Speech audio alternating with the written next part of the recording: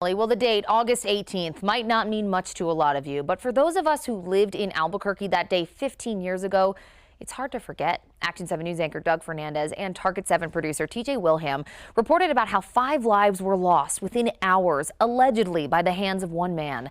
15 years later, we bring you the first of 4 stories in hope that what's been called the saddest day will never be forgotten. Newspaper headlines of the day called it the saddest in the city's history. It was a bomb just waiting to explode. I could tell that this was the real deal, that there was a serious threat. It's certainly horrifying. To this day, remember when dispatch called me. August 18th, 2005, 6:30 in the morning. They found Ben somewhere in this area right here. Ben Lopez was the first of 5 people to die. The suspect, John Hyde. Unfortunately, when John Hyde started his crime spree in the morning, we didn't know how that day was going to play out. According to court records, Hyde was mentally ill. He was on medication, and documents show he wasn't reacting well to the recent change, and he knew it. He tried to see doctors for help, but was turned away. Mr. Hyde was known to be seeking mental health treatment and was denied at the time of this incident, and that precipitated a tragedy. Hyde accused of killing Lopez, a worker at the Department of Transportation, and cops say he also gunned down David Fisher and Garrett Iverson, who were working at a motorcycle shop. A 911 operator heard their last words. Hours later, Hyde is at home. 2 police officers were sent there unaware he had possibly already killed 3 people earlier in the day. They were sent to the home because a doctor had concerns about Hyde's behavior and wanted him taken to a mental hospital.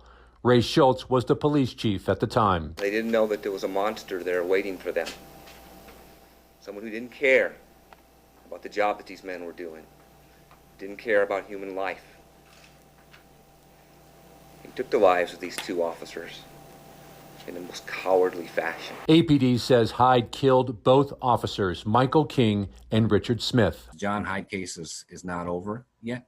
Schultz never imagined 15 years later he would still be waiting for the person accused of killing 5 people to stand trial. It's still out there, and should someday he be deemed competent to stand trial, I hope that day will come to provide that little bit of closure for the families, for the residents in the community of Albuquerque. Since the day of the shootings, Hyde has been locked up at the state's mental hospital. He's been found incompetent to stand trial several times.